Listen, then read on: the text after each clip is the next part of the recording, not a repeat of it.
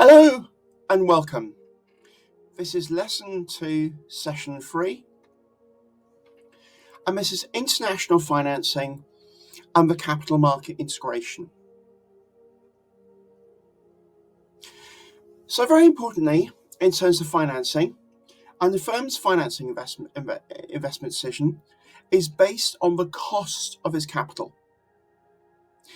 So crudely, if cost of capital goes down, so cost of capital becomes a lower number, is better for firms.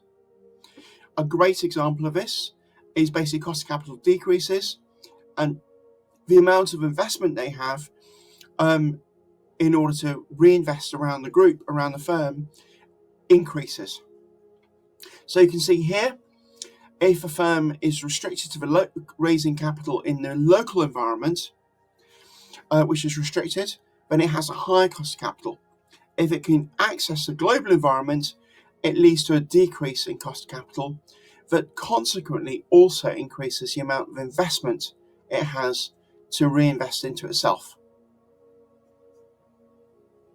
To give you a practical idea what this looks like, British Petroleum, a major oil company in the UK, per BP, are listed on London Stock Exchange. Their cost of equity in London Stock Exchange, the global capital market, is about 2 or 3% per annum. They also have an affiliate listed in the Zambia Stock Exchange in Southern Africa. Zambia Stock Exchange, Lusaka Stock Exchange in Zambia is really small and it's very local and very cut off, peripheral. And it's only got less than 30 listings in total. It's a very small capital market. As a result, the cost of capital of the local affiliate in Zambia is about 36% compared to 3% in London. There are huge differences depending where you raise capital, local versus international or global. So international financing is based on the concept of diversification and risk. Essentially, when a firm raises capital, what it is doing is what it is giving investors is it's saying, please investors, give me your money and in exchange I'll give you a contract, debt, preferred shares or ordinary shares. And the benefits for an investor of gaining or buying into that contract is they can actually, the more contracts they get from different firms, they can better diversify away their risk, achieve a safer portfolio return and an overall less volatility. And that is associated with a lower cost of capital rather for firms. So that's what firms are giving. They're saying, investors, please give us your money, and in exchange we give you an improved ability to diversify away your investments. So Eugene Farmer initially looked at the diversification principle and looked at the number of shares that you can put into a portfolio. In this case, it's Australia. So the number of shares on the horizontal axis as it increases, 1, 10, 20, 30, 40, 50, the undiversifiable risk associated with any given company, like a dodgy CEO or a corporate governance problem in that particular company, slowly, as more companies are added into the portfolio, investment portfolio, the risk of any one company can be basically diversified away. So it means that there's a great deal of benefits in terms of including the more companies in your portfolio because it diversifies away the risk. So if you only one company, you're 100% exposed to only the risks of that company. More companies you put in, your risk level decreases, but it never quite goes away. And that's the point. So in this case, diversified portfolio of Australian shares, and that level of risk associated with diversifiable risk of any individual company, it basically goes down to a tangent of what we call the undiversifiable or systematic risk. And that systematic risk in this graph is 27%, and that is the market risk associated with the Australian market. So total risk of a portfolio is comprised of the systematic risk, which is the market, and the unsystematic or diversifiable risk from the individual securities. Increasing the number of securities in the portfolio reduces the unsystematic risk component. Now, we've so far considered how things work in the domestic setting within Australia. When we can actually have portfolio and diversify away internationally, so no longer Australia, but including the international capital market typically is the major OECD economies of the world, London, New York, US, Canada, Frankfurt, Tokyo, all these places, major OECD economies. And basically the portfolio of international shares, if you can access that as a firm issuing your securities, then it means that the more securities that basically are added in to a given portfolio leads to an even lower level of risk. So the actual market risk as such associated with the international capital market is much lower than it is in the domestic context. So in the Australian domestic context, it is a market risk or risk associated with the economy in Australia of 27%, but that goes down to an undiversifiable risk internationally of 12%. So there's a decrease. So it depends where you can raise your shares and from whom you raise your money from.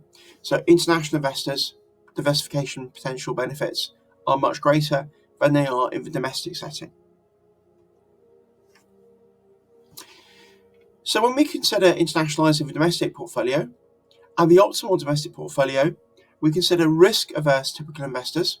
Investors are risk-averse, and they're in search of a portfolio that maximizes expected portfolio returns per unit of expected portfolio risk. This is the definition of a Sharpe ratio. Returns divided by risk. The domestic investor may choose among a set of individual securities from the domestic market. The near infinite set of portfolio combinations of domestic securities form the domestic portfolio opportunity set. The set of portfolios along the extreme left edge of the set, that's the bubble-shaped frontier that is in the diagram, basically is termed the efficient frontier, which represents the optimal portfolios of securities that possess the minimum expected risk for each level of expected return. And here we have it. So in this case, we consider that bubble-shaped frontier, or efficient frontier, is that bubble shape as such. At the very minimum point of that, because it's quadratic, it's a minimum quadratic expression because it's bubble shape. So there's a point where it's a minimum level of risk. But also, if we combine all securities in, however you combine securities into portfolios, you can't obtain a better trade-off between portfolio return and risk than the portfolios profiles that lie on that frontier, that bubble-shaped frontier. So if you combine that with a risk-free rate, so a risk-free rate we consider as the interest rate on the government treasury bills. So this theory assumes that governments never default. Now obviously it's an assumption, but nonetheless, the theory was built created in the 1960s and in the US, and in that sense, we assume that governments never default. So the risk-free rate is the government interest rate, which is deemed to be perfectly creditworthy. And when we combine that, in fact, if we draw a tangent line from risk-free rate to that bubble-shaped frontier, and that optimal domestic portfolio, DP point, is the market portfolio. Now, please bear that in mind for later slides when we consider the capital asset pricing model, because that market return is going to come back and be very, very important in our evaluation of equities. So that the combination of portfolio in frontier and the risk-free rate is very important because of that tangent, and where the tangent just touches the portfolio frontier, which is basically the market rate of return. So minimum domestic risk portfolio is a portfolio of minimum risk. The individual investor will search out the optimal domestic portfolio, which combines the risk-free assets and a portfolio of domestic securities found in the efficient frontier. He or she begins with a risk-free asset and then moves out along the security market line until reaching the portfolio DP. This DP portfolio is a market portfolio and is basically defined as the optimal domestic portfolio. When we consider expanding our frontier, and we as an investor, we can actually expand our opportunity set to include international equities, then we have a much bigger efficient frontier. And that bigger frontier is seen as the bubble shape. The efficient frontier shifts leftwards. In practice, that means that we can achieve a much lower minimum risk portfolio. So return may increase a little bit, but most importantly, the risk associated with that dramatically decreases.